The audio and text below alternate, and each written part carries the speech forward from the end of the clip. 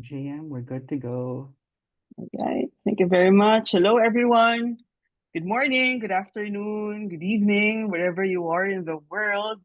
Thank you for joining us today and welcome to the new installment of the PACMRI Masterclass. Please show us some love and tell us where you're from so we can give you a quick shout out. Taga saan po ba kayo? Good evening, good afternoon. I'm sure we have lots of participants from UPLB. We have Jewin here from UP Los Baños. Thank you very much for coming. Kaway-kaway po kayo dyan. Now, this is the second time that the Philippine Association for Communication and Media Research Incorporated, or PACMRI, has partnered with the UPLB Compton GE cluster to bring you this masterclass. We have a participant from Malaysia. Thank you very much for coming. We have somebody from DOH-RITM and from West Visayas State University in Iloilo. We also have somebody from Malaysia and from Santa Maria, Bulacan, Philippines. Thank you very much for coming. We're very excited to engage with you today in today's webinar as we talk about the culture-centered approach to communication and media studies. I'm sure our participants today will be inspired and enlightened about the role of communication in enacting positive social change, most especially among marginalized communities and vulnerable sectors. For our content students, this is the perfect opportunity for you to synthesize what you've learned about communication, culture, identity, and agency. Let me introduce myself first. I am JM Mbate, an assistant professor at the College of Development Communication in UP Los Baños, and also PACMRI's Research Area Coordinator for Luzon, and I will be your MC in today's webinar. Just a few reminders for our participants. For our Zoom participants, please keep your microphones on mute and your video cameras turned off during the session. You also have the opportunity to turn them on later at the end of the program for the photo opportunity. But in the meantime, please use the chat box if you have any questions or comments for our speakers, and they will be answered during the Q&A. But if you want to use your microphone to engage with our speakers, please click on the raise hand function and wait until you're acknowledged by our moderator. By that time, you may unmute yourself, turn on your camera, introduce yourself, and then ask your questions. In the interest of time, however, we can accommodate only one question from each one of you. We also request that you stay until the very end of this webinar for the photo op. And for our FB Live participants, please feel free to engage with our speakers and your fellow attendees using the comment section. We're actively monitoring your comments and will read them for our speakers during the open forum. Now, as a final reminder for everyone, as the viral video TikTok goes, let's be mindful, very demure, and let's be very cutesy. But kidding aside, let's keep our comments healthy and constructive, and let's all make this masterclass a safe and conducive space for learning.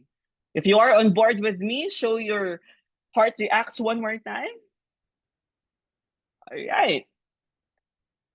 So to formally welcome everyone, our participants and our speakers to our session, may I call in the captain of our ship, our very energetic and indefatigable president of PACMRI, Dr. Chen San Pascual, for her opening remarks. Dr. Chen?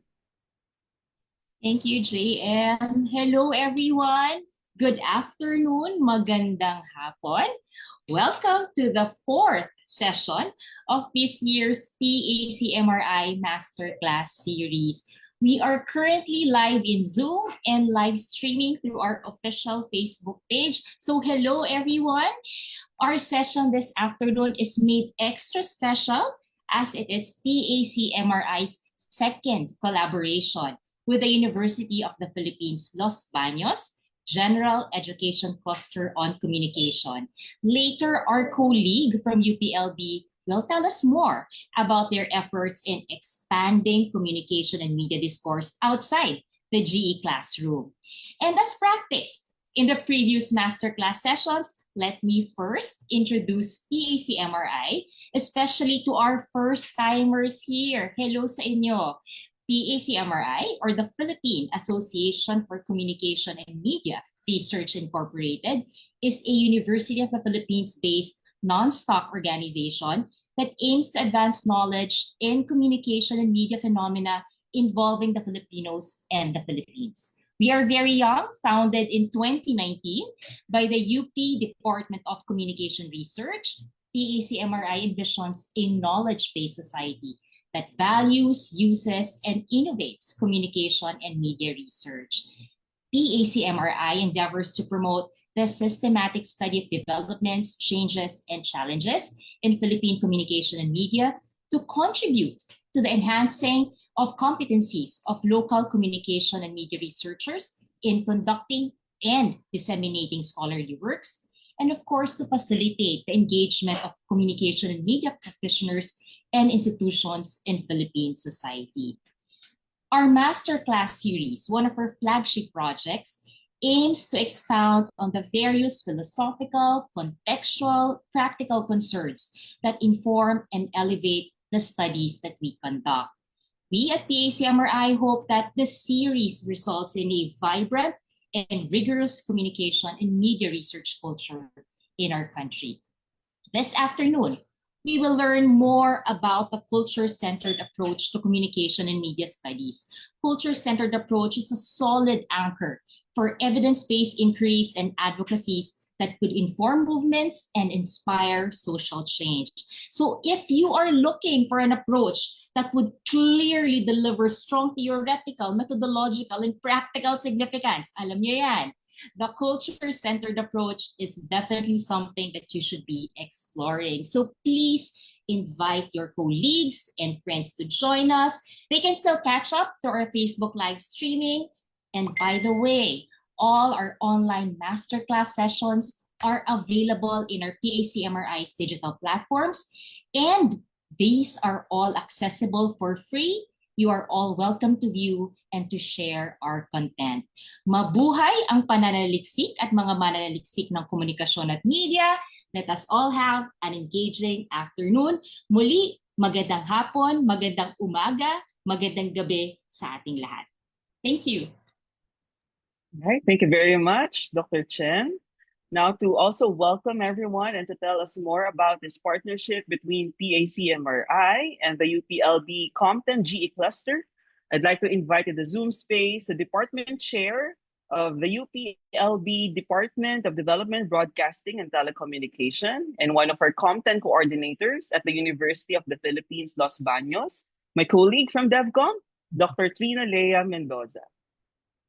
Hello, good day everyone. Thank you, JM. Thank you, Doc Chen. And again, hello, good day, good morning, good afternoon, good evening as they greeted earlier.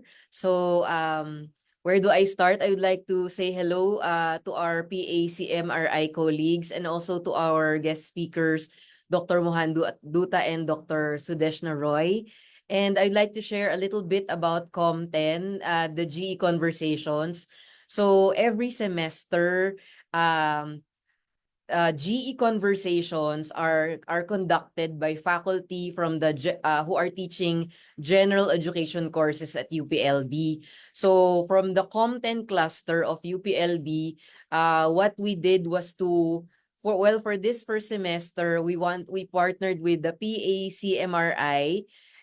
So that we'll be able to invite our students of Com10 critical perspectives in communication to be able to listen in and to learn more about our topics, related topics that we discuss in class through this master class of PACMRI. So we're very thankful for this opportunity to be able to have this conversation with our esteemed speakers today.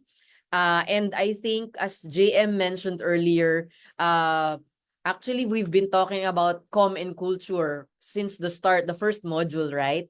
But so it will very much be relevant to the past modules, and I think in particular this talk will also feed into our last two modules, modules 5 and 6, which is on communication and culture, and also intercultural communication. So I'm very excited for all of our colleagues here who are listening, who are from Comten, teaching Comten, and also to our students. I hope that our students will really appreciate this talk today and learn much from it. So again, thank you all for coming today, and I hope you will all enjoy and participate, lalo na yung mga students po natin. Please ask questions. This is your opportunity to ask questions to our esteemed speakers. So again, thank you very much po and have a good day. Thank you. Thank you very much, Dr. Trina.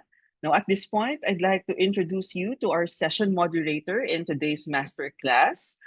It's a huge honor to introduce her to you. She's a university educator and communication specialist with a portfolio that spans over 2 decades. Before moving to Canada, she was a lecturer at the Communications and New Media Department at her alma mater, the National University of Singapore, where she taught courses on health communication, science communication, advertising literacy, mobility, and new media, among others. She's currently a senior lecturer at the Graduate Studies Department of the University of the Philippines Diliman, and also a proud alumna of the College of Development Communication here in UP Los Baños. Ladies, gentlemen, and all diverse people, gender diverse people tuning in on Zoom and on FB Live right now, let's all give a big round of virtual applause for Dr. Dazzelyn Zapata. Oh, thank you so much, JM, for that generous introduction. And good afternoon, everyone. And again, welcome to the fourth PACMRI Masterclass. It's truly a pleasure to be with everyone today, and it's much even a bigger pleasure to be the moderator for this for our guests today. Two highly prolific scholar advocates, like as a student, as a PhD student way back. This is truly the culture centered approach has not just given me a direction towards like the scholarship that I do. It also gave me a direction towards the advocacy that I like to do with communities, with marginalized populations. So it really is a pleasure to be here with you. So just a quick, we'll go jump in. We have a wealth of information that we hope to get from our two speakers. So what we'll do is I'm just gonna introduce both of them first, and then we'll have them talk about their works individually. And I think they want to engage with a group. So please put in your questions. Some of you may have already read about the culture centered approach, but for today, what we'll really be doing as scholars, many of you are budding scholars as well. So, as scholars and community activists, it's really important to part the curtains, so to speak, and see behind the scenes. And today we have that opportunity.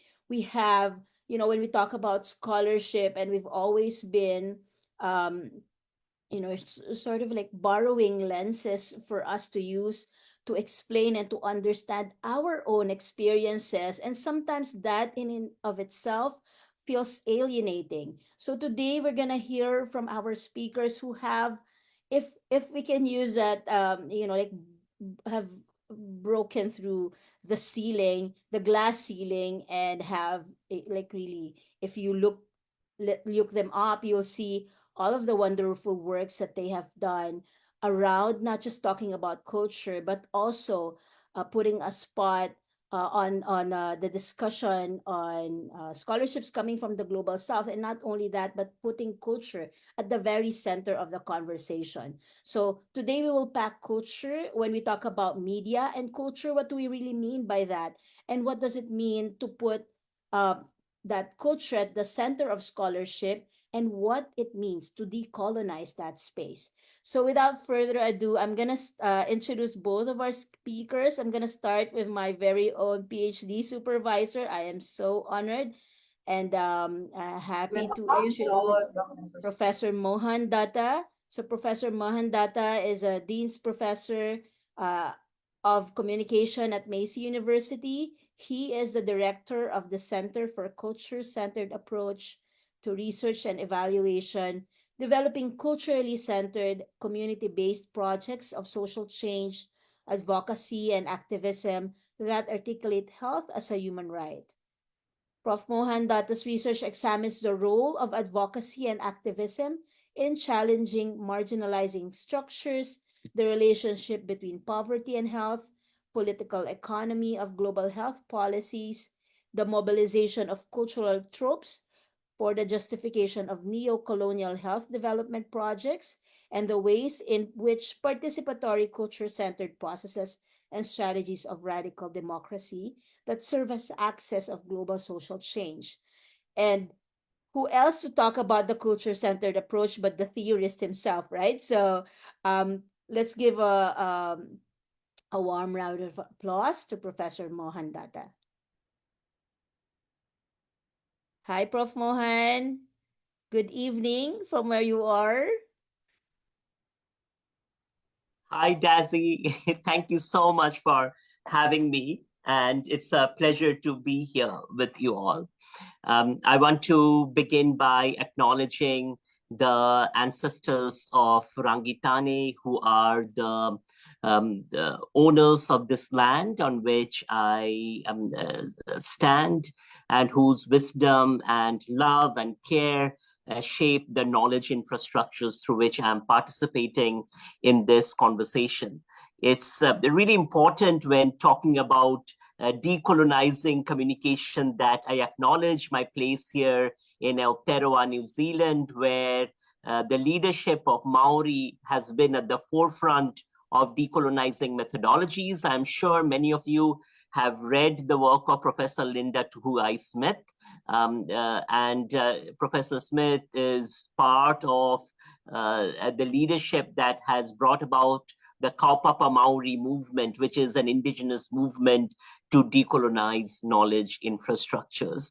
So I acknowledge that, and I acknowledge the indigenous peoples across the globe who offer critical registers in struggles for social justice and decolonizing knowledge. So what I thought I will do is offer you about 20 minutes of an overview on the culture-centered approach and really talk about decolonization in terms of how I think of decolonizing as a space for organizing radical democracies that challenge the contemporary extractive organizing of the globe that is based upon logics of what I call in my work as whiteness, the dominant values of white culture that are circulated as universal. Given your location in Southeast Asia, I would invite you to think critically through the project of whiteness, particularly its intersections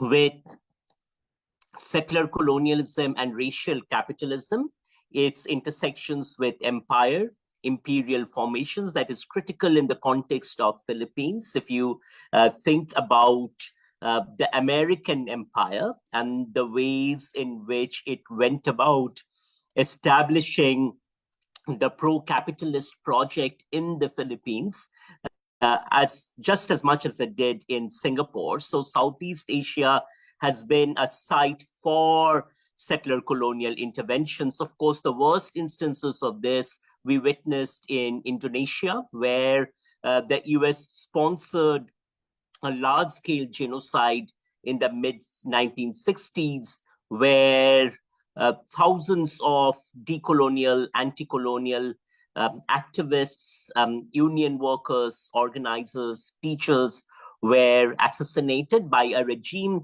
that was sponsored by the US. And this sort of sponsoring of regimes, autocratic regimes, and violence carried out by regimes, we see across Southeast Asia in order to consolidate global capitalist power, settler colonial power, and imperial power. So I invite you, when thinking about culture, to also think about the politics of culture. And the culture-centered approach invites us to think about the political as we examine the concept of culture. And what that essentially means is that it invites us to really critically consider the ways in which the capitalist project continues to perpetuate itself, but also our own complicity in the project. So in that sense, I argue that one cannot talk about addressing development or addressing marginalization without fundamentally taking an oppositional or resistive stance to extractive neoliberal capitalism and its excesses, and without decolonizing the whiteness of neoliberal capitalism. So in that sense, I am critical of the Asian turn or superficial de-Westernization that takes culture willy-nilly as a surface characteristic in order to perpetuate more capitalism to serve the empire. So if you read my later work writing out of Singapore, I have critiqued the Asian Values Project that comes out of Singapore, arguing that that project is deployed precisely by the state and the elite actors of the state in order to prop up the capitalist project and its interests and to perpetuate further marginalization. So this invitation then for you is to critically interrogate how whiteness works, but also how culture is continually co-opted in order to serve the interests of whiteness. I will, Dazzy asked us to give overview of our work. So as I talk about this theoretical work, I will connect it to our empirical and activist work in communities. CARE, the center that I direct and that where Sudeshna has been a participant as a visiting academic, and Dazzy has been a core member for a long time, working on some critical projects, including a piece of work with foreign domestic workers and marginalization of domestic workers. CARE's work now is spread across over 100 communities, spread over 12 countries. And this work is interested then in the question of how do we decenter capitalism, racial capitalism? How do we decenter settler colonialism by centering the voices of those at the margins? So what I will do for the rest of this presentation is talk about the intertwined relationship between settler colonialism and workings of whiteness, demonstrating the ways in which whiteness has worked typically through the production of the primitive and the primitive other. And this forms a critical trope in development projects, including in development projects carried out across Southeast Asia. So the idea of saving the marginalized reflects that colonial trope of intervening in order to uphold the interests of racial capitalism. So in that context then, culture-centered approach argues to create transformative spaces and to actually challenge these structures is to actually build spaces for radical democracies. Radical democracies meaning democracies that are owned by those at the margins, that are shaped by the voices of those at the margins.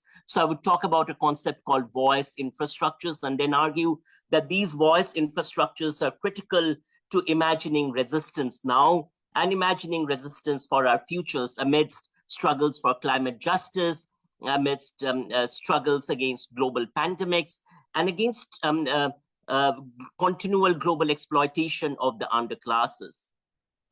So if we look at the nature of settler colonial violence, what we see is that there are few key features of this violence. First is that it draws upon white supremacy, which is the supremacy of white culture to shape the civilizing mission. And you can see that in the workings of Christianity and in the workings of the Christian missionary movement across the global South, with the notion that missionaries were integral to the civilizing project and they were integral to the expansion of colonialism and democracy in that sense. Then, so when the colonizer brings in democracy, that form of democracy is fundamentally through erasure, through the erasure of the capacity of those at the margins to participate.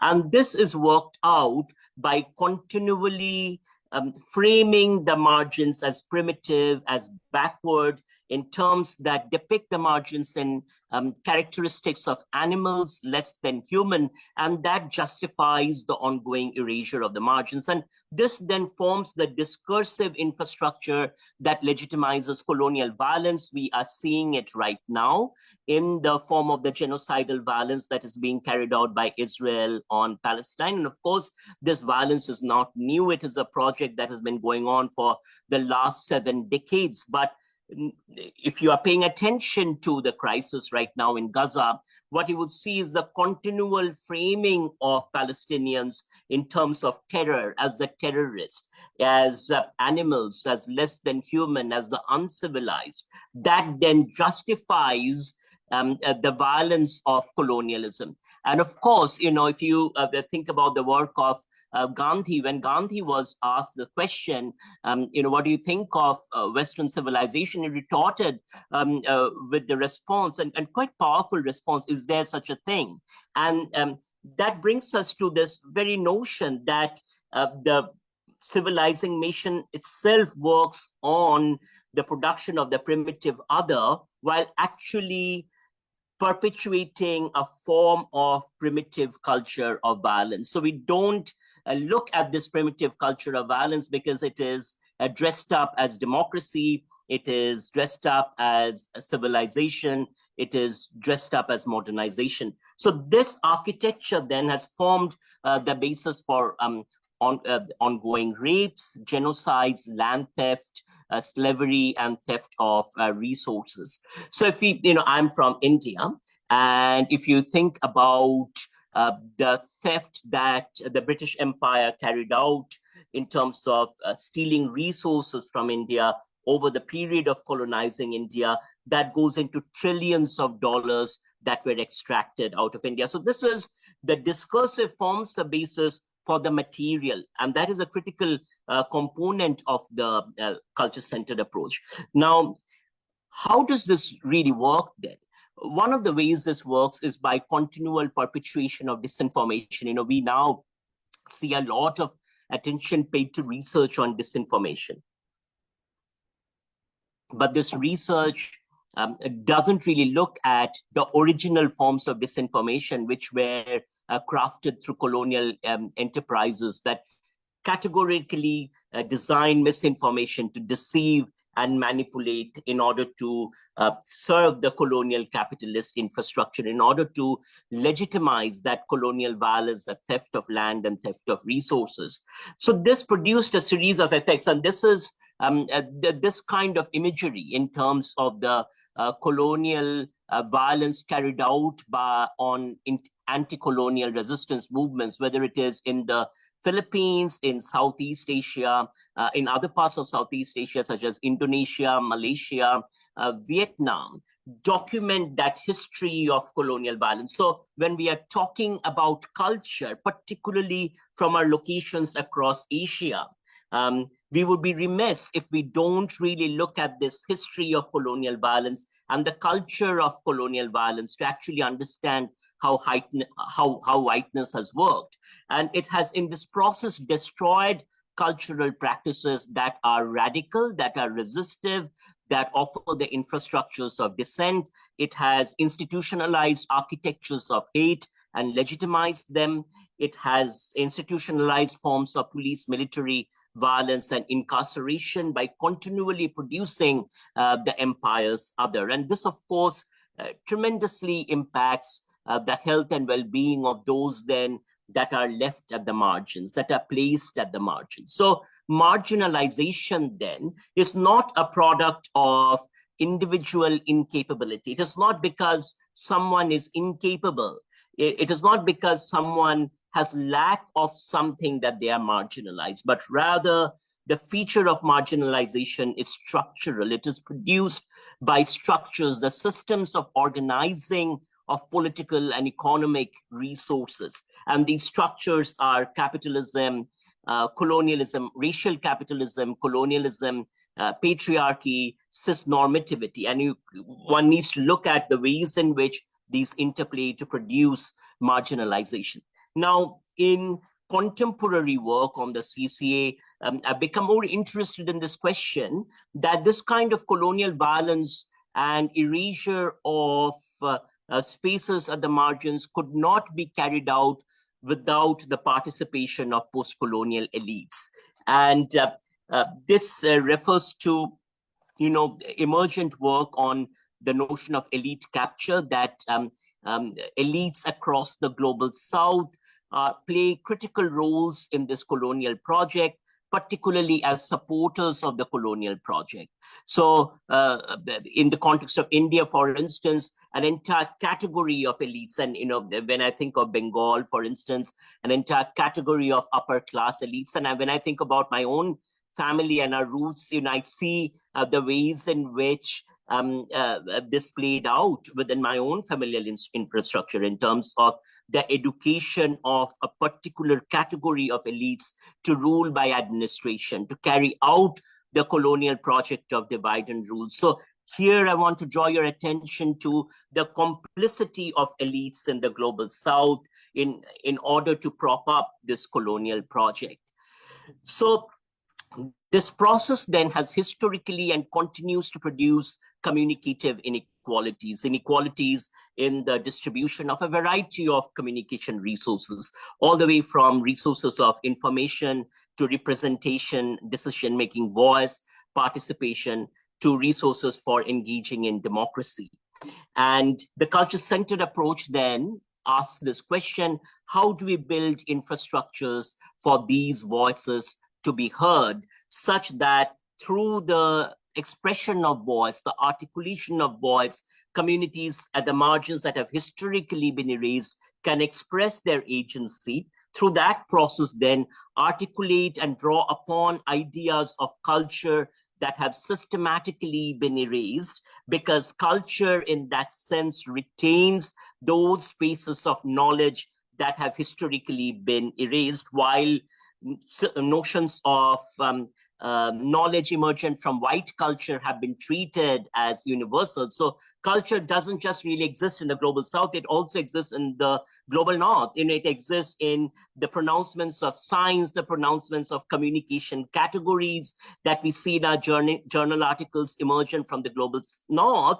It is only that it is hidden, it is implicit because of its whiteness. So we need to really theorize culture in this dynamic way, and then ask, how does the expression of agency from the global South, from the margins of the global South, create spaces for knowledge claims that are emergent from hitherto erased cultural spaces to transform the structures that perpetuate inequality. So the ultimate goal is structural transformation. So this process of building voice infrastructures is what I call in my work as voice sovereignty, the capacity of communities to own their voice resources and to articulate their voices. And through this process, then they organize radical democracies, where democracies and democratic processes are owned by communities. I will skip through these. How much time do I have? Because I can't see the screen. I have like 5 more minutes, Prof. Mohan. Okay, so let me just get to a couple of examples, because I have 5 more minutes. So the work of the CCA then is to build these voice infrastructures through which we can build registers for listening. I will share my slides with the team so you can actually listen to these excerpts. But in our work, in the work of care, communities at the margins continually talk about the sense of transformation they feel when they own these voice infrastructures, and through these voice infrastructures can mobilize for change. So now I will offer a few examples that work through this. As I talk about these examples, I then want to point out that these voice infrastructures become spaces where the dominant categories of meanings are inverted through the presence of meanings from below, meanings from the erased margins that build a habit of listening to the voices of the other and build other imaginations. So really, when you think about broad questions like climate change, the idea here is that we need to turn to indigenous knowledge. We need to turn to indigenous knowledge systems that talk about safeguarding the environment, protecting the environment, and the knowledge formations within that can offer new ways for us to imagine how to organize our relationships with forests, with ecosystems, with our democracies. But these new ways are not really new ways. You know, as a Maori proverb says, we turn backward to look forward. These ways have always existed. It is just that they have been erased through these violent processes. So voice infrastructures then become spaces where communities can own their decisions about their health, about their well-being, about forests, cultures, ecosystems, languages, and express their sovereignty. So I want to wrap up by talking about our work with migrant workers in Singapore. Many of you will relate to this. What you see in places like Singapore is a global movement from places of the South within Asia into spaces of hyper-capitalism such as Singapore, and of workers that work in hyper-precarious jobs. Now, often workers are excluded from spaces of participation in decision-making.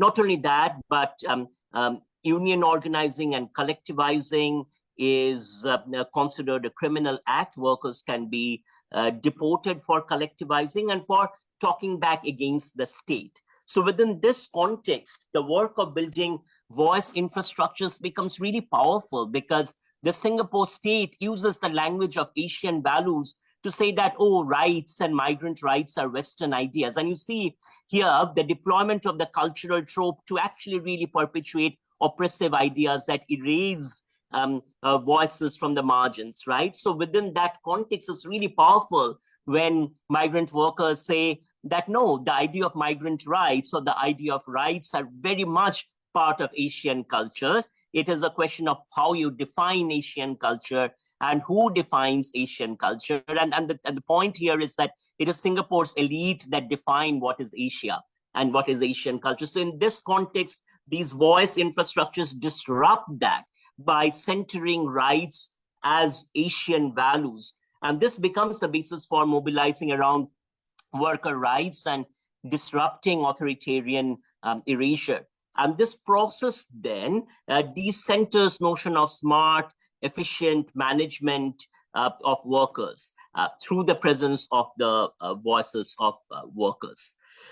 I will leave you with this example of a voice infrastructure that emerges from our work on a land occupation here in Aotearoa, New Zealand, where under the name of climate adaptation, Maori land was actually being captured in order to build an embankment to prevent flooding.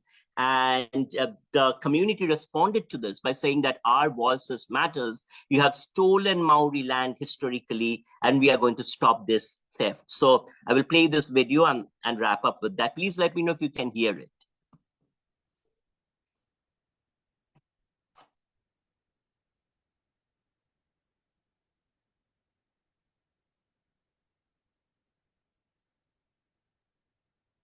Dr. Mohan, I think the audio is not coming through.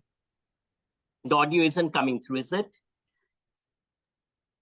No, I think maybe you have not like shared. That's okay. I will share this link to the campaign so you can watch it. But what happened in this particular campaign, emergent from the context of the indigenous margins, is that the campaign articulated the voices of Maori, and through that challenged this notion of climate adaptation that is treated as something that is being done for the good of the broader community, and decentered that by demonstrating that any idea of climate adaptation that continues to perpetuate colonialism is actually climate colonialism, and brings us back to this idea of climate justice is also fundamentally about indigenous justice, indigenous rights, and centering the capacity of indigenous communities to build solutions. And what lies at the heart of that are these voice infrastructures. So the work of the CCA in a nutshell is the ongoing work of building these voice infrastructures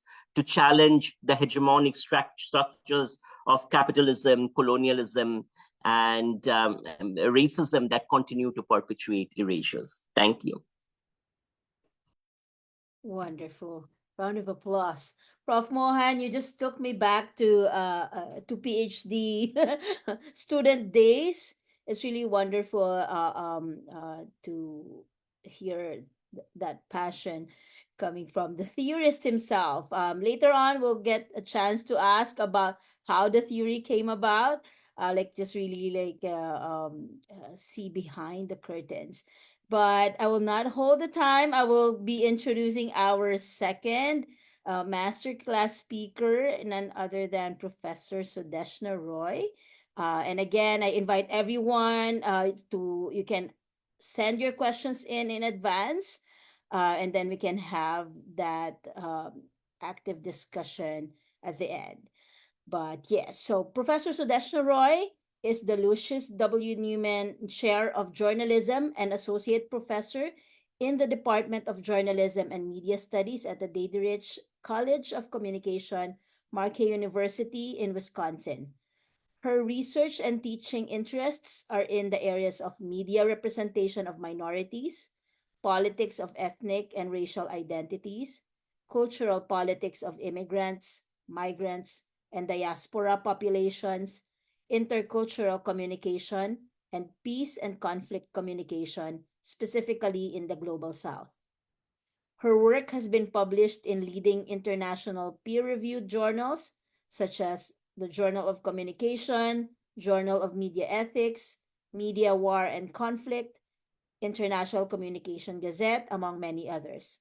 She is also the co-editor of 2 books and the chair of the Intercultural Communication Division of the International Communication Association.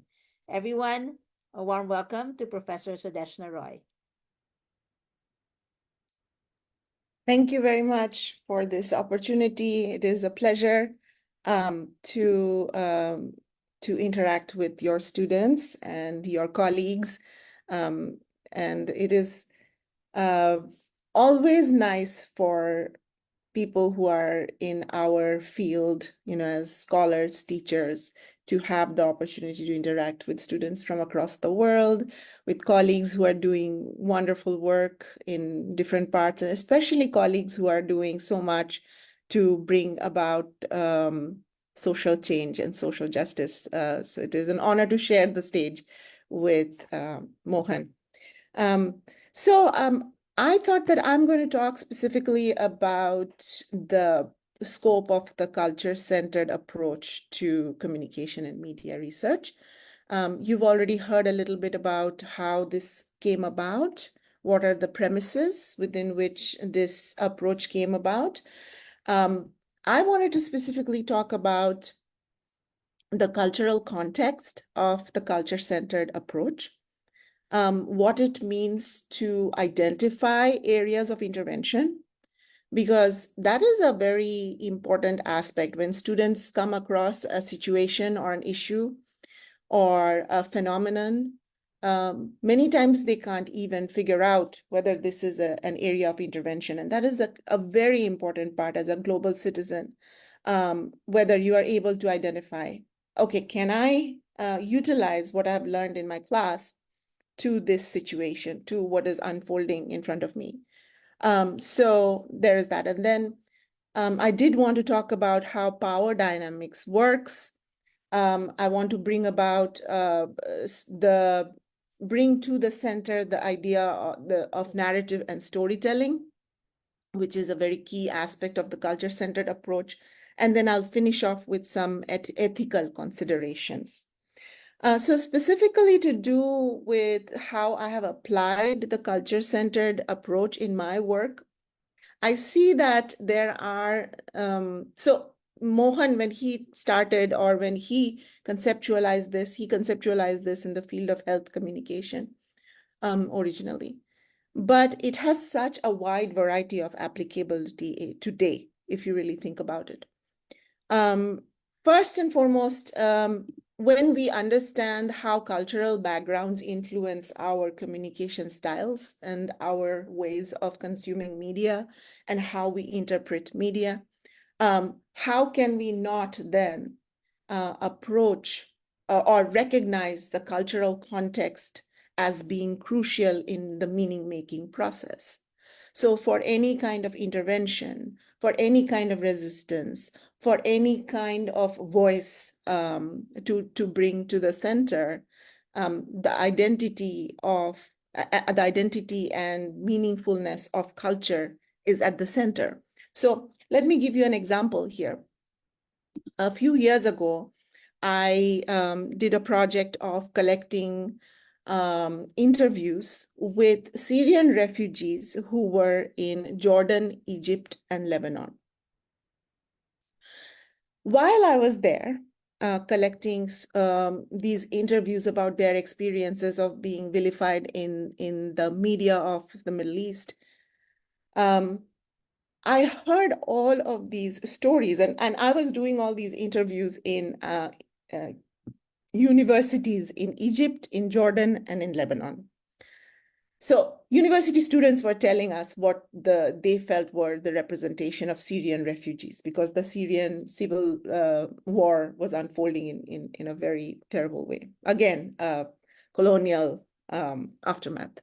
So one thing that I noticed was that there were these students who wanted to speak to me, who had signed up for the interviews, but they were not Syrian refugees, or they were not even Egyptians or Lebanese or Jordanian students. They were Palestinians who were displaced first in that area. So when I came back after the interviews, and I was looking back at my time over there, one of the things that I realized was that when we consider geopolitics and what becomes center to us right now, for example, the Gaza conflict is front and center to us. But a few years down the line, this will again recede to the background, and we will forget about the importance of continuing this storytelling. But the culture-centered approach allows us to keep bringing it back to the center. And that's exactly what I would encourage our students to do. Whenever you are in the midst, it is for all of us to enact the culture-centered approach in our reading of literature, in our practice of our identities, in our resistance to power structures, and in our meaning-making capacity and empathy towards other people on an everyday basis. So when you're thinking about your media consumption, when you're thinking about what you're reading, what you need to understand, what are the majority areas that are getting exposure. Try to think behind the scenes. What is not being spoken, and how can you be a vessel to bring those stories forward? So I heard from this student who was a Palestinian student, and she was saying at that time, Dr. Roy, I am not a citizen of Lebanon. I am not a citizen of Palestine because I've been displaced. I am not even a second-class citizen of Lebanon now because Syrians have become second-class citizens of Lebanon. They have front and center because their civil war is going on. Everybody has forgotten about me. I'm a third-class citizen in a different country. Okay, so what I'm trying to say here is the applicability of the culture-centered approach is wide.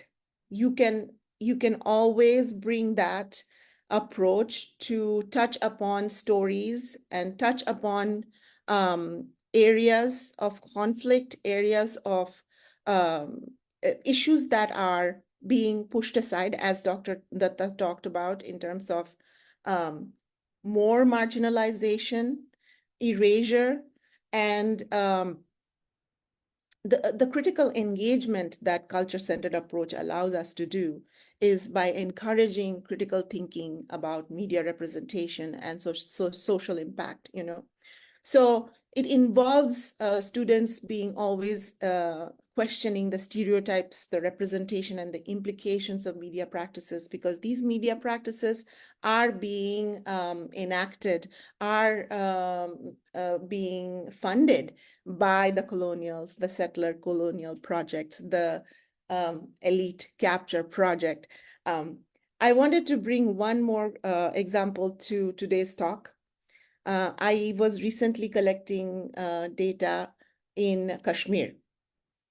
And this particular project, I was looking at how journalists in Kashmir, you know, Kashmir is the northernmost state of India, and it is become a battleground for how India wants to usurp the agency of Kashmiri citizens and Kashmir's ability to talk about itself in its own way, its own culture.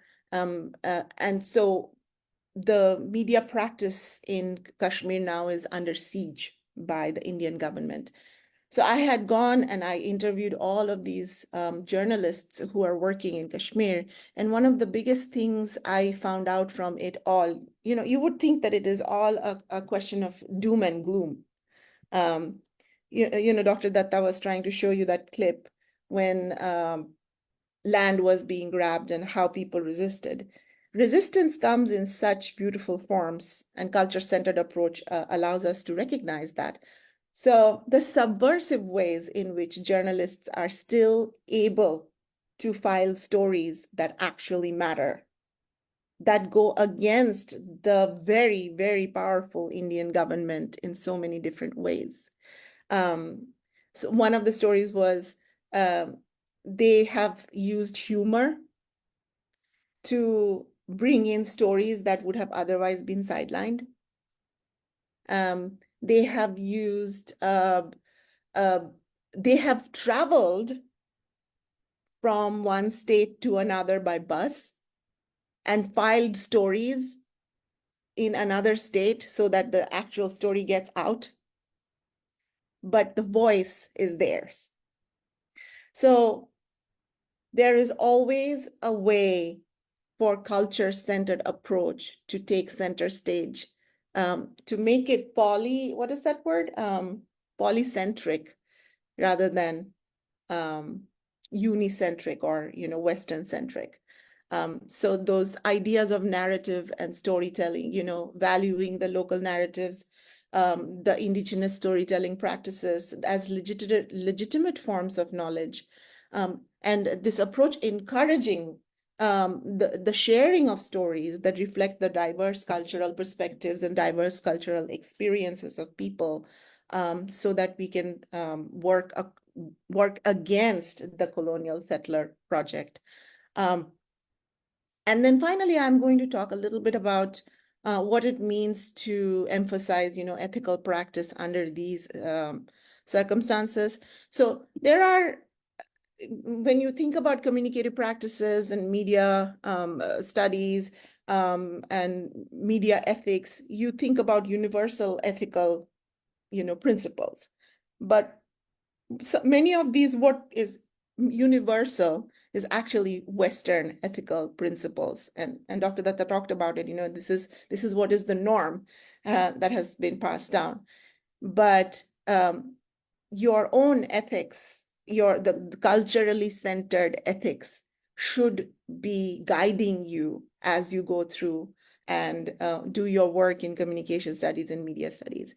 I wanted to end by talking about Molefi Kete Asante's work on Afrocentricity. And I find it very inspiring that Dr. Datta's culture-centered work has so many points of similarity with the ideas that Dr. Asante has brought to Afrocentricity, you know, to make African experiences center, and those experiences guide the ways in which communicative phenomena is unpacked. So I wanted to finish by saying that whenever you are conducting your work in the field, when you're writing, when you're reading, when you're interacting with fellow human beings.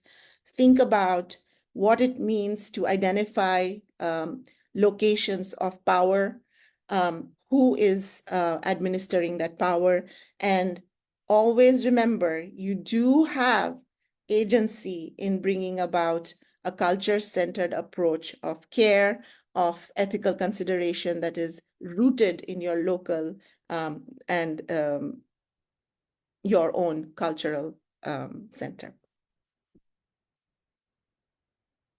Wonderful. Thank you so much, Prof. Sudeshna, for that. Centering the CCA and how you like really do it or and implement it.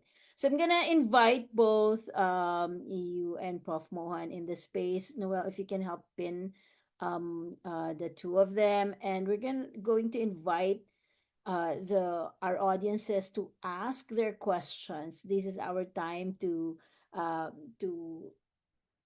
for your questions to be part of the space, and I will ask you to just use your microphone like in true CCA approach, for your voice to be heard and to be actually be part of the conversation. So yeah, anybody from the audience who wants to join and have a question? Dr. Dazzy, I believe we have a lot of PhD students who have done work on CCA under your classes. So Janice, Irish, Z, name dropping. All right. I think while they get into the groove, because it would be good if they can like unmute and join the conversation. But perhaps I will start. I think it will be insightful for everyone. I think in my classes I usually would discuss the CCA, but Prof. Mohan, can you share with us, how this came about? Like in my theory classes, I would talk about, it's a good example of a theory wherein you can really see the lifespan because it's quite young, but at the same time very powerful and impactful. So if we can like like open the curtains, how was the process like for you as a young scholar back then, and how was CCA born essentially? Thank you for that question, Dazzy. And, I want to begin by acknowledging you, Sudeshna, your students who have taken up CCA and developed your theoretical registers in engaging with it. I also want to express my respect, Sudeshna, for you for bringing in the work of Professor Asante and seeing the intersections there. So having said that, one of the things that I think in terms of the work of decolonization is really important to recognize is that in a hegemonic way in which we think of theory, we attribute theory to one scholar or one person and the credit for the theory to that one person. And I think that increasingly over my journey, I have come to recognize that the emergence of CCA is a process that has been shaped by an entire community, and really what I am expressing here is not my own. In some ways, although you will have the Dutta 2004, 2008 citations, which are very normative ways of how we cite a theory. But I think what underlies it are whole bodies of influence of work. So that's the first thing I want to acknowledge. And I will sort of refer to those anchors as I describe this. But in a nutshell, Dazzy, what had happened is, I was trained in graduate school, and I was trained, first of all, as an engineer, as an agriculture and food engineer. And the reason I started gravitating toward communication is because I didn't find it fulfilling to pursue technological questions that were devoid of the human component. And then when I went into my PhD program, I was really interested in how to design campaigns with this idea that you can, if you were to educate those who are underserved or those who are at the margins, if we were to present them or persuade them with the right kind of information, you could bring about behavior change and you could address the inequities that we see in the population. And that is the dominant approach to doing communication campaign work, whether it is in development or in health campaigns. So I started doing some of the early work based on that logic. And I remember working in the context of West Bengal in a indigenous context. It's a context I'm very familiar with, that I grew up amidst. But of course, I grew up very unaware of my own caste location, although I grew up in a left activist context, but very unaware of my caste location in relationship to the Adivasi people, the Santalis. And when I started doing this work, which was about developing sources of clean drinking water that were being built, and the work was to educate the communities about these sources of clean drinking water. And the work was done at a short time frame within which the work was funded. I traveled with community researchers who were supporting that work, and it was very coming in and going out and not realizing how deeply colonial that practice itself was. But of course, the end product was that people weren't coming to those sources of clean drinking water. And it is after much reflection and conversation that I came to these realizations that to begin with, the structural architecture of everyday life was such that for most indigenous people that have been displaced from their everyday livelihoods, the day goes by searching for livelihood just enough to get food. Okay. And within that context, even going to a source to get clean drinking water was a luxury. That was the first thing. The second thing was that initially when the information was disseminated, there was a lot of hype around it. A lot of people started going. There were long queues.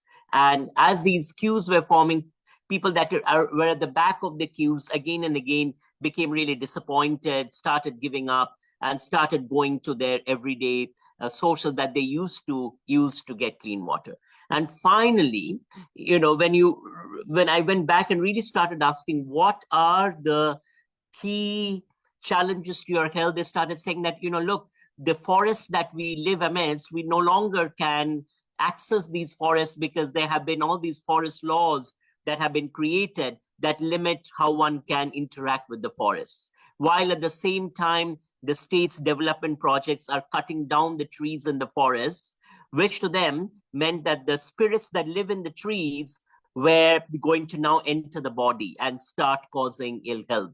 So that was really, Dazzy, in many ways, the entry point for me to start grappling with the fundamental idea of the CCA, which is what happens when the voices of communities are systematically erased, often with well-meaning projects that go in with the intention of helping those communities. Of course, as the work gradually evolved, then it turned to the question to do really health communication work. If you were to take seriously this idea that to protect health, one must stop deforestation because spirits live in trees, and when you cut down the trees, the spirits are going to enter human bodies and going to create disharmony. Now imagine presenting that epistemology and those claims to a health communication audience or a biomedical audience and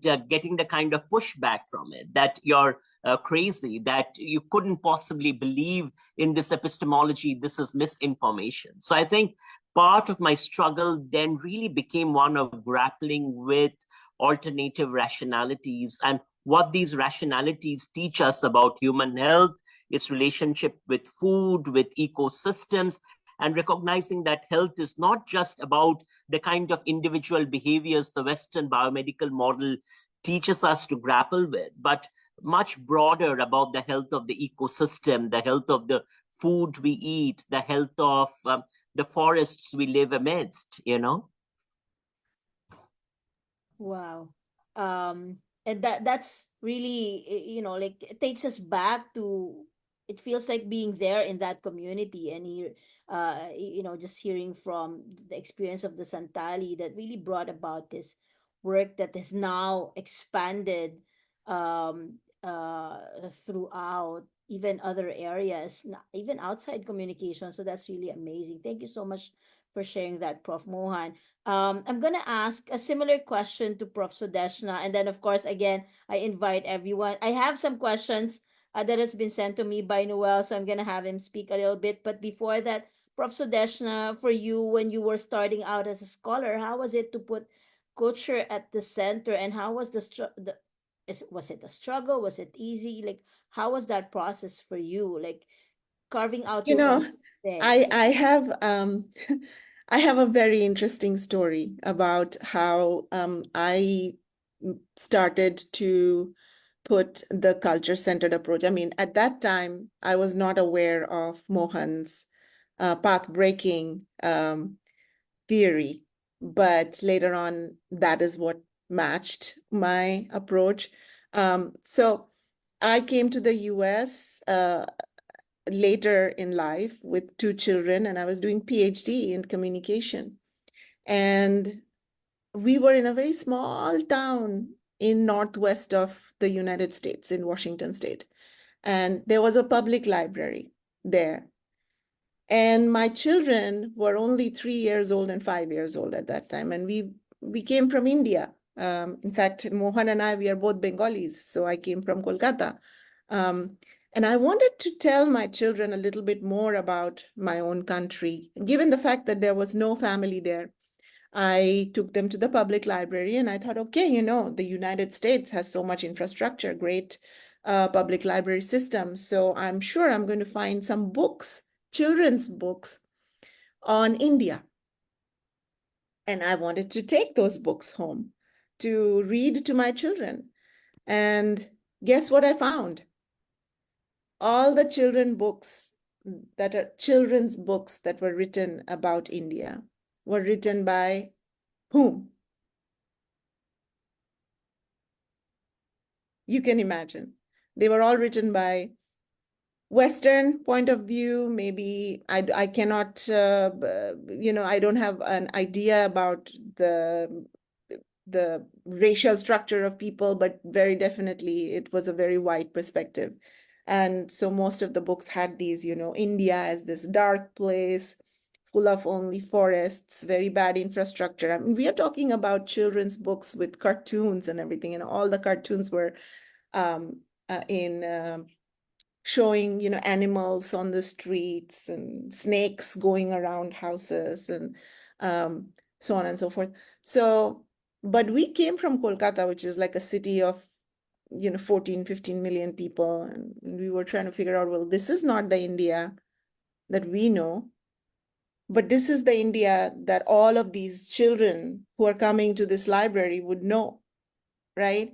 So I wrote a paper on how these kinds of knowledge infrastructures are building a very stereotypical and misrepresented view of a particular culture. And then they don't even know that India is not one culture. It's like multiple cultures in one place. So that's where my journey started, where, I started looking at more, power dynamics, critical discourse analysis. I started looking at Afrocentricity, Asia centricity. And then, I came across Mohan's work as well. Wonderful. Thank you so much. And many of our students really would again, like what we mentioned earlier, would be advised or would be using or be not forced, but it's just that it's how we have been educated, so to speak, that we use those lenses that are mostly Western that sometimes feel a little bit foreign or alien to us. Okay, so I have I wanted to just very quickly, to be able to realize, and there is a question here actually in the Q&A section, and I could talk about that one, but I just wanted to say that to be able to have the confidence to realize what your culture is, owning it, having the recognition to enact it, you need to have that cognitive power to recognize it, to be confident, to be equal to any other culture in the world, right? But there is a saying, or there is a concept where the power of whiteness is so high, is so much and it percolates our lives to such an extent that we take a cognitive hiatus before we reach our full potential as our native cultures, or realizing our native cultures, in the sense like we stop ourselves from enacting fully our own cultures because of the process of whiteness that is imposed on us. So there is that idea, especially in post-colonial societies. Thank you so much, Prof. Sudeshna. I know that, Alison, you had some reflections on the chat. You're very much welcome to reflect on that and join the space. And then if you want to do it, if you're comfortable, because those are powerful reflections that you shared there. I can give you some time. I'll ask Noel first for your question. I know you were asking me privately, thinking that, is this okay? Is it okay to ask this? This is an open space. That's the beauty Yeah. of the CCA. You can bring in your question and can debate and all that. And Prof. Mohan would be happy to debate with you if it's a contentious question, but it's an open space. Yeah. It's that very welcoming opportunity for a dialogue, and CCA would be always emphasizing on that. So go ahead, please, Noel. All right, so thank you, Doc Dazzy. So, Doc Mohan and Doc Sudeshna, this is actually a question that came to mind in one of my experiences in the Gold Coast for one of the sessions that we had over there. But there was a Punjabi PhD candidate who criticized the culture-centered approach for having an agenda with the community. So, in particular, what she said was the disclosure of your positionality and your research framework already frames the agenda for minoritization and marginalization. So how do we respond to that? That's a beautiful question, and the CCA. If you read the 2004 piece, it talks about crafting a politics of solidarity. So it disavows this notion of objectivity. It disavows this notion of the researcher being a neutral subject, because there is no neutrality in the knowledge generating process. Knowledge generation itself is violent and it is political. So CCA is very much a political project. It absolutely has an agenda, and the agenda is to dismantle racial capitalism, to dismantle settler colonialism, one community at a time, that we work alongside and that we walk alongside, right? So in that sense, it is motivated. It is not, the CCA doesn't, first of all, go into a community. I think, Dazzy will relate to this. If you are looking at doing culture-centered work, the early part of doing culture-centered work is ethnographic. You live in a community, you work alongside a community, you do the everyday labor of walking beside the community. So you're actually working in food gardens, community food gardens, or you're working in food pantries. For instance, I used to teach an undergraduate class on the culture-centered approach, and every week we would actually, part of the class was that CARE actually had a food pantry van, and we would take the van and be in community, serving and distributing the food. But that was also an opportunity for students learning the CCA to come with and to be in that space and learn alongside both what actually the work of materially securing food looked like, but also at the same time challenging that notion, challenging the very notion that the idea of food pantries itself is highly capitalist and neoliberal. You wouldn't need food pantries if actually there were sustainable food systems. So that uh, part of working alongside communities and engaging communities in the sense of the CCA is built upon friendships, is built upon solidarities, and it's built upon an active political commitment. And part of that, then, I will suggest is, in some ways, in the work of CCA, we talk about this concept of critical reflexivity, which is critically reflecting on one's own positionality and placing that both in conversations with communities, right? And also in what you're writing. So if you think about the Santali work, there is a centerpiece of that work where I talk about my own family. And, even though I grew up in a social justice context, in a family fairly left and oriented to social justice questions, I inhabit the spaces of caste politics and caste violence. So CCA, sort of in that sense, that decenters this notion that any of us in an academic position is marginalized, that we actually need to take an intersectional approach to looking at how marginalization works. And when we engage with communities, what is our position of power in that relationship, and placing that authentically in dialogue, right? So, one of the things that I often share when talking about this is I have often been asked, what can you do for the community? What is it that you bring and you contribute in this process of working alongside us? And Daisy will recall this, in our work with low-income families experiencing poverty in Singapore.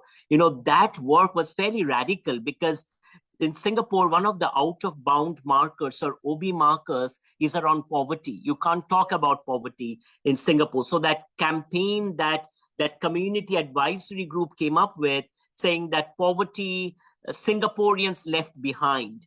And the campaign wanted to buy media space on ads, television ads, on Straits Times, to actually center the story of poverty. And we were able to buy that media space. And then in the last minute, there was pushback from the ministries that came through the university saying that you need to stop this campaign or change this campaign. And we had to push through that to carry out that work. But that meant accountability to the community in that sense, and that friendship meant that we all became vulnerable. Our jobs became vulnerable. I had to sort of move CARE out of Singapore. And since that point, after CARE moved out of Singapore, many of the researchers who worked at CARE became the targets of repression. Daisy will talk about her own negotiations of that. So it goes on to show that commitment to change is not just simply a journal article, an apolitical journal article, but if you're living that commitment, and that's why I love how Daisy, you talked about it's a way of living. It's a research that connects to how you live and how you practice solidarity, which means that turning to community also means that one has to be ready to place our bodies on the line, working alongside community.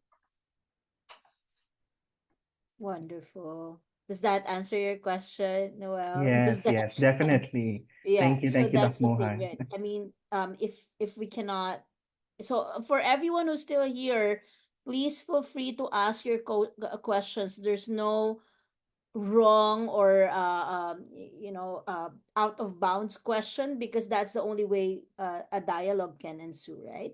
So there's a question here from Allison, you just want to like take up space and read your question, please. Don't be Okay, shy. so Dr. Dutta and Dr. Roy, it's a pleasure to hear from you and all your stories. And I'm also actually a fan of like telling stories instead of like going through all the seriousness of scholarship and criticality. So I think that's where advocacy stands. It's in the human stories that are behind it. So I believe in that kind of approach. So actually, my question is in the context of all the white supremacist ideals that we're surrounded by in terms of scholarship seriousness and perfectionism. So my question actually is an experience from our research, and also some even in the informal settings, like how do you really relay a story or a context in terms of our own positionality. So I found humor as an approach and a tool in terms of our own context in Asia. So I would just like to ask if that did that resonate also in your experiences for research, in your own experiences of scholarship, and could this be also a facet in terms of like aiding the understanding of how we center all these marginalized voices who actually use this tool to express their own situations and stories.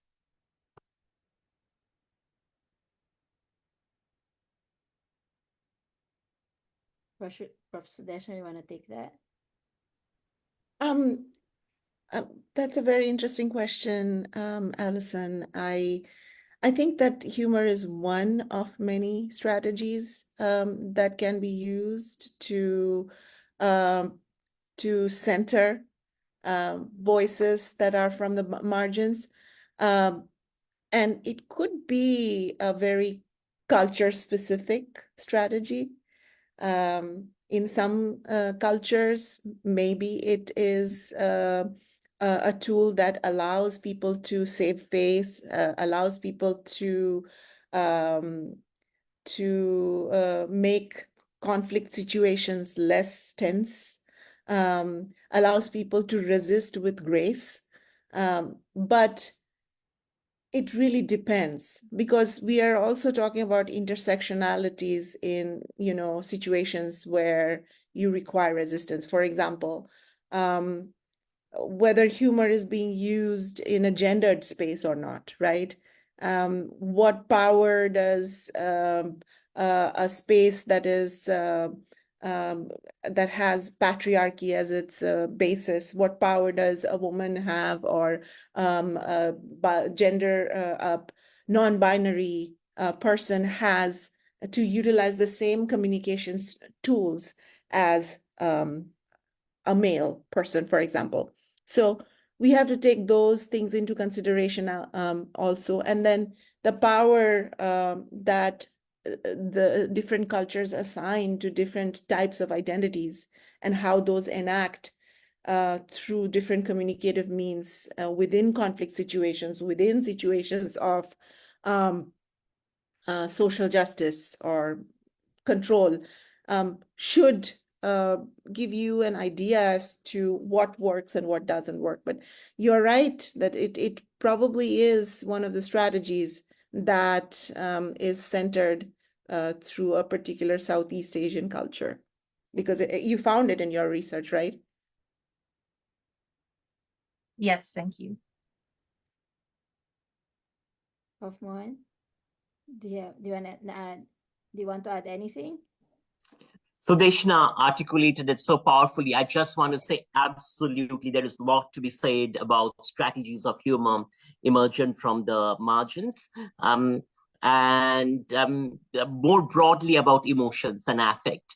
If you think about how, for instance, when considering strategies of resistance and storytelling, different forms of affect are mobilized to tell stories, to subvert hegemonic scripts.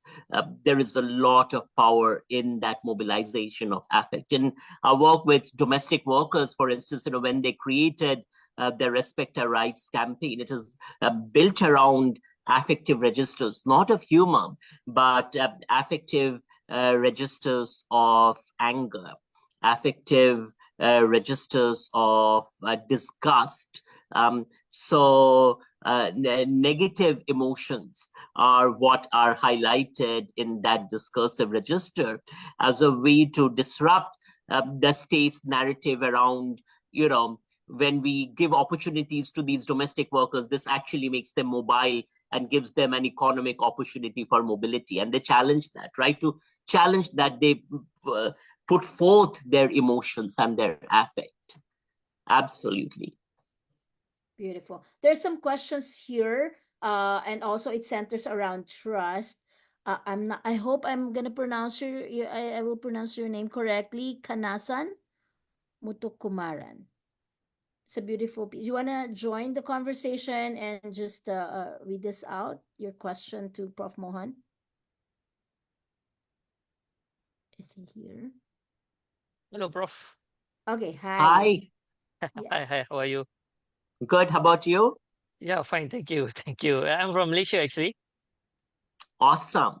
All right. So I think I've already put in the chat. But Yes. anyway, yeah, since the MC already asked me to, talk, okay, why not? All right. So actually, yeah, I've read some of your articles, and one which caught my attention was the about something to do with Hindutva disinformation, yeah, in social media. Yeah, because I also followed, yeah, you, and I think you also had some critics from India, some of the NGOs and organization, all that. Yeah, so I would like to, know how do you actually handle that critics as well, if you don't mind sharing. Yeah. I think that's a beautiful question. So, for those of you that are not really aware of what Hindutva is a political project that might be described as a far right political project, organized very much like white supremacy on the ideas of caste and caste supremacy. Now, this Indian context, what I talk about. Colonialism and post-colonialism is really important, because if you think about race science, colonial race science, the earliest knowledge claims around colonial race science emerged out of India when colonial missionaries were studying Indian society and the caste system. And the caste system, one would argue, is the original racism, because the caste system works on the categorization of people into four castes, and pretty much you do not have caste mobility. So you are born into your caste, and that determines your occupations and how you are treated, including shapes untouchability in terms of whether you are included or excluded out of society if you're an untouchable or what's considered a Dalit caste.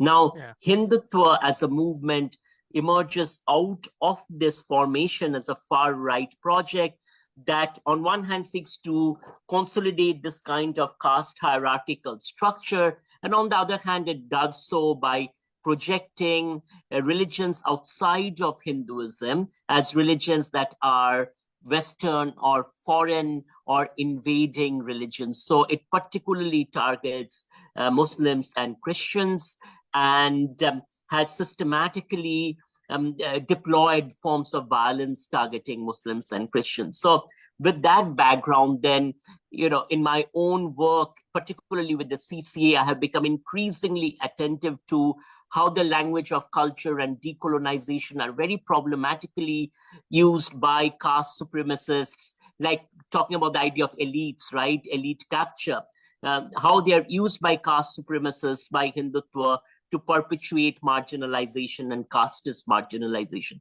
such that you continue to see in present day India violence directed at Muslims, rape of Muslim women carried out by Hindutva, violence directed at Dalits and Christians, Dalits meaning oppressed caste communities, and sexual violence and rapes directed at oppressed caste communities.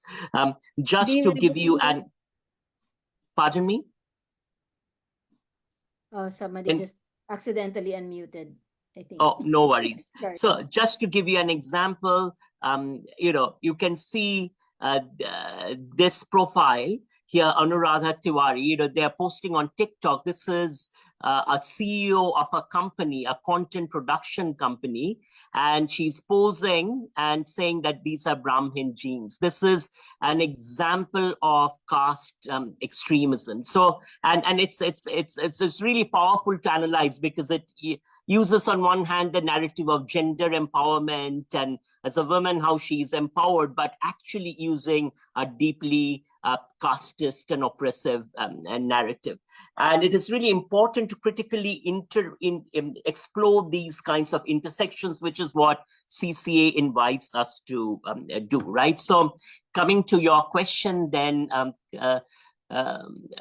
Kanasan, I have faced quite a bit of backlash for writing about Hindutva and writing and doing so in very public ways. And how do I deal with it? I think, I deal with it by turning to key principles of CCA, solidarity, partnerships with communities. That's what gives strength and reciprocity. So much of my work, as it supports communities, is supported by communities, So when I've been targeted and attacked, I've had a lot of support from fellow academics like Dazzy and Sudeshna, but I've also had a lot of support from activists and from communities at the margins who have written letters to the university, written petitions. I've also had a lot of support from lawyers. So solidarity extends to notion of connections.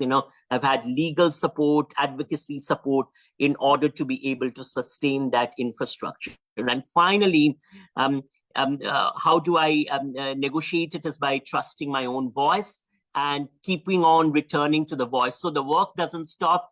I still keep talking about Hindutva and keep writing about it. And as the hate escalates, I still keep voicing against it. And I think that we have to think about politics of sustenance, because the goal of any kind of repressive movements is to silence the voice. It's just like even with whiteness, any critique of whiteness you offer, the effort often is to silence, right? And the way in which you resist that silencing is by speaking out. But I also want to then point out a theme that emerges from the CCA, which is that the CCA, while it critiques whiteness, right, it also invites us to critique hegemonic notions of culture that are deployed to marginalize.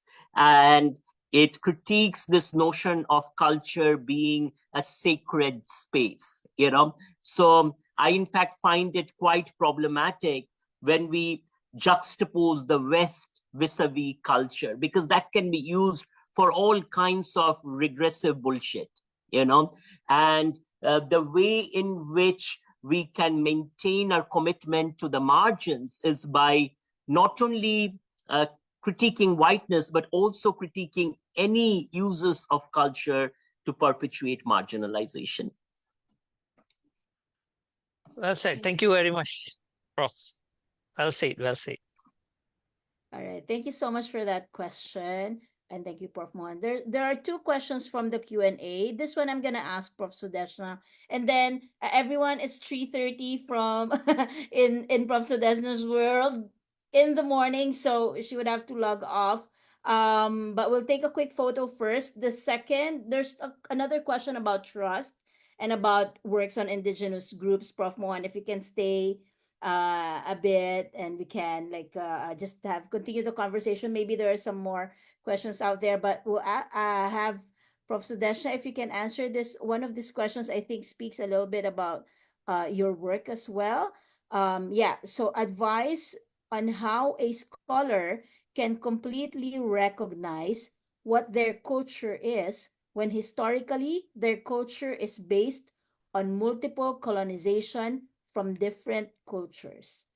There is a question of what is the pure culture before colonization and what should that be? What should our culture be? Or culture as being, or is culture a collective sum of all of our influences? Yeah, that's a really great question because I teach that in intercultural communication anyway, especially for the experiences of not only post-colonial societies, but also immigrants, migrants, refugees, wherever they have settled.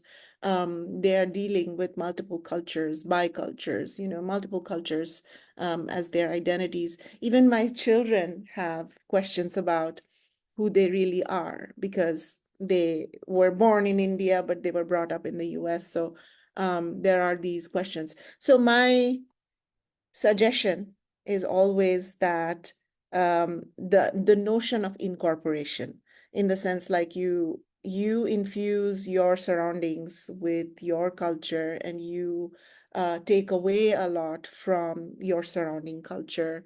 And multiple colonizations have happened. Those are realities. You are living in that reality.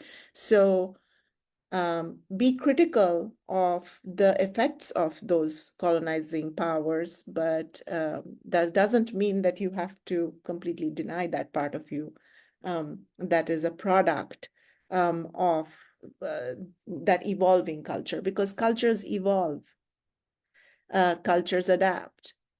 That's why what Dr. Dutta said about culture not being this, monolith has to be understood. So my suggestion would be to not stress yourself to deny a part of you, but take away from it with a critical perspective. All right. Thank you so much. I hope the one who asked that question um, got that loud and clear. Noel, you want to just pause for that quick photo? And Prof. Mohan, are you okay to stay a little bit? Just two more questions, and then we'll officially close the session. Yes, so if everybody could please join us in the picture taking.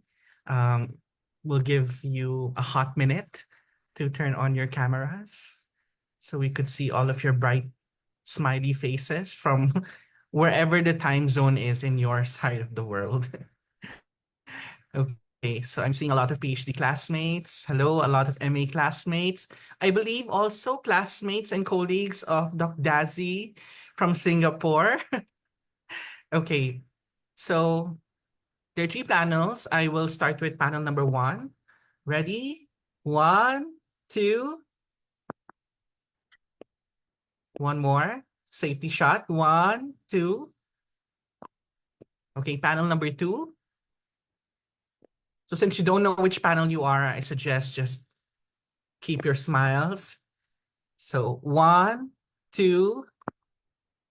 Safety shot. 1, 2. And finally, panel number 3. 1, 2. One more panel. 1, 2. All right. Thank you so much, Dr. Sudeshna. All right. Thank you so much. Again, a round of applause for Prof. Sudeshna. Thank you so much for inviting me. It was an honor. Thank you, everybody, for your making questions. time for us. Dazzelyn, Mohan, thank you. It's Good to always see such a you. pleasure to engage. Yes. Mohan, I'll catch up with you. Yes. Bye, guys. Bye. Bye. Thank you. Okay, so Prof. Mohan, there's this question about how can we convince those who we dedicate the voice infrastructures if they have developed inferiority over the people behind the colonialism, land grabbing, and capitalism. Marginalized indigenous people are usually those who don't have a clue about their rights and would often choose peace over voicing out. What a great question. One of the key tenets of the CCA is agency. So, and this is where the CCA actually critiques the work of Gayatri Spivak when she says that can the subaltern speak, right? The question is not about can the subaltern speak. The CCA says that the subaltern has always been speaking.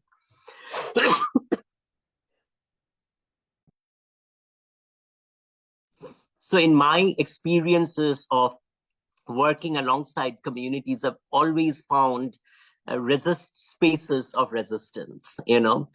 Communities have always been resisting and enacting their agency.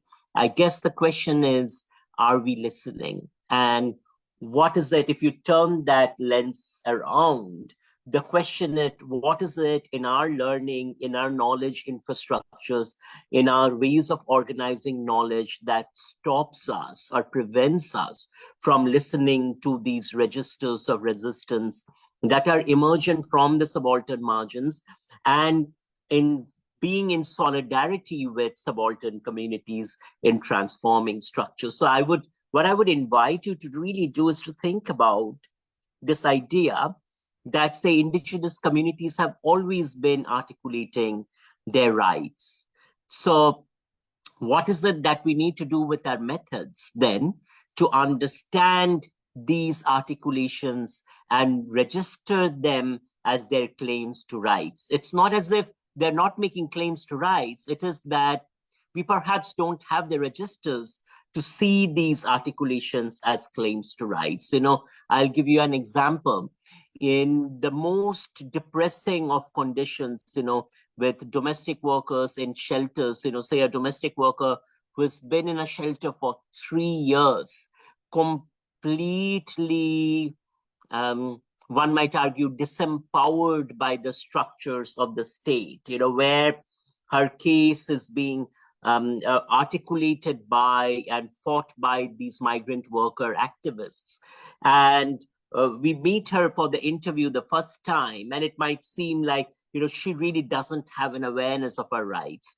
We go back and meet her the second time and start listening to her, and then start thinking, oh, maybe she's referring to some ideas about, things that she deserves. We go back and have a third dialogue, and she starts feeling comfortable to start talking about, shouldn't I be having these rights A, B, C, and D? So what that tells you is that in that process, it is that ongoing and sustained dialogue that actually builds that space for us to actually listen to the claims for rights, right? So I guess I would turn that question around and ask, what is it about our methods that we need to work through and decolonize such that we build registers for listening in? But once you have listened, it's not enough, because the moment you have listened, so say if you think about indigenous community being displaced by a land grab, for a neoliberal project, and the community has articulated this idea that our rights to the sacred land needs to be protected. Once you have heard that, the CCA would say that that's where your commitment begins. You cannot walk away from it and say, I've heard this, now let's write out a journal article. Your commitment is actually to listen to that voice and see how one can participate in that struggle alongside to resist that land occupation. So in this process, there is an organic norm that we often use in culture-centered scholarship on an ongoing basis, which is sort of a 3-year norm, that you don't really write about a CCA project in journals unless you have spent about 3 years in a community, in a struggle, and develop that relationship and demonstrated to the community your commitment. So your point of accountability in that sense is first to the community, then to your journal articles and editorial boards and publication process. Now, I recognize that that's a challenge. It's very easy for me to say that as a full professor with privilege, who can sort of have the luxury of doing this kind of slow work. But I guess the question is, for each of us, how do we balance between our commitments to, needing to get things done to support our careers, while at the same time sustaining our commitments to communities? Wonderful. Thanks, Prof. Mohan. Our last question. There are a few more, but I guess I'll just send this over to you in the interest of time. So it revolves around trust, like trust of the community and engagement. So how do CCA researchers deal with resistance among communities? Since one, there's need for that for the immersion part. As they encountered it in their project while data gathering, they said that it was hard to establish trust, especially when it's mediatized, so it's initiated like online.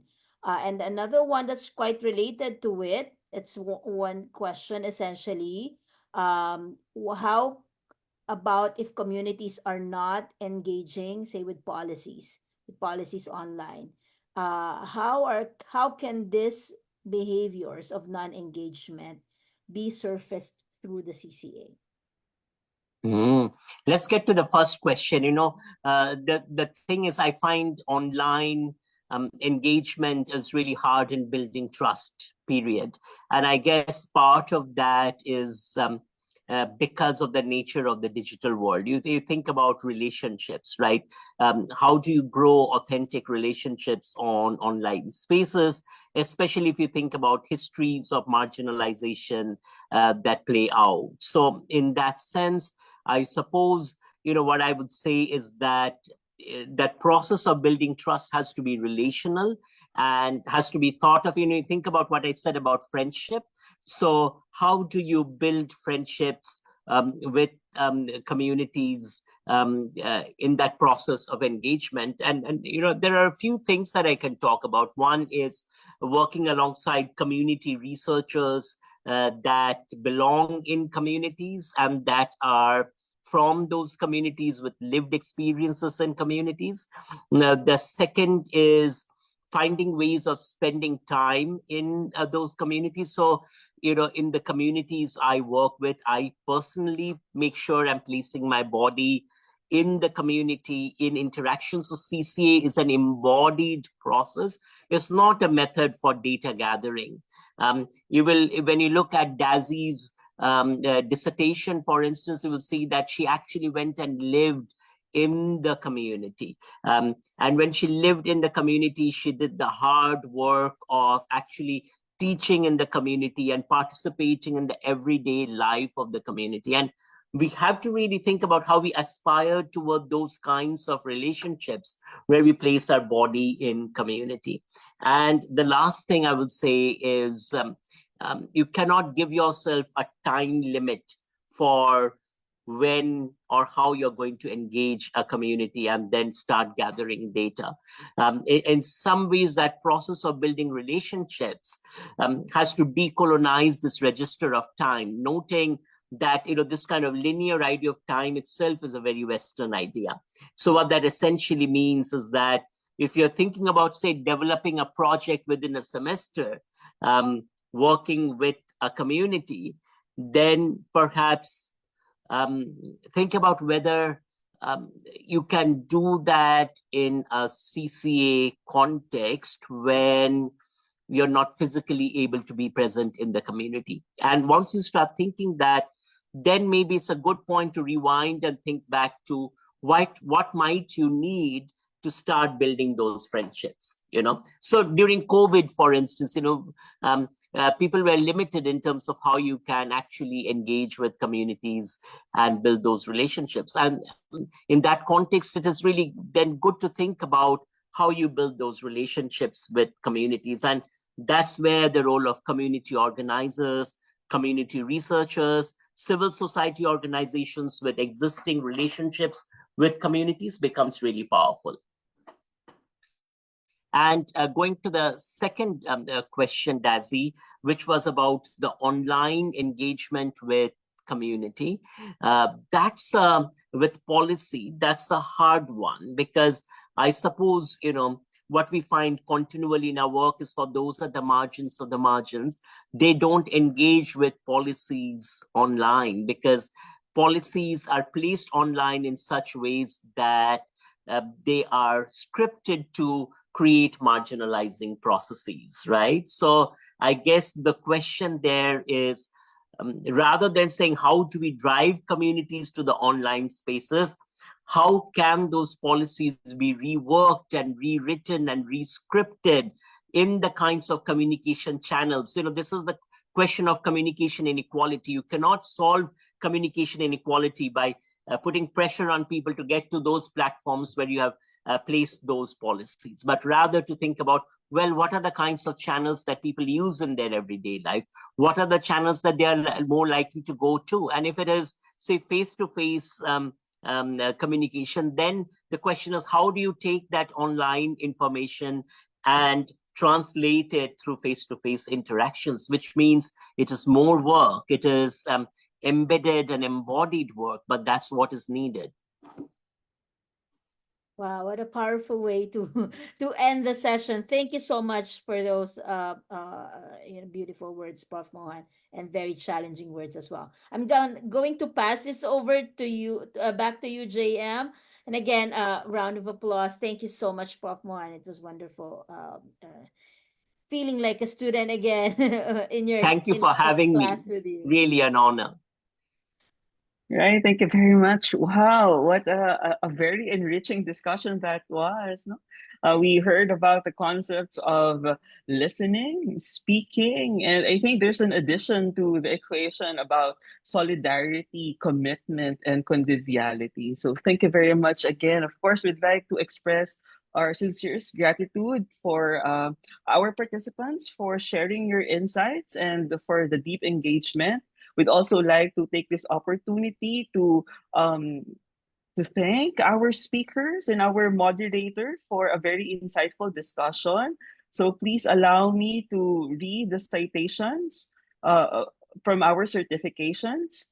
We would like to award the Certificate of Appreciation to Dr. Mohan Dutta and Dr. Sudeshna Roy for their valuable time and expertise as research speakers for the masterclass on the culture-centered approach to communication and media studies.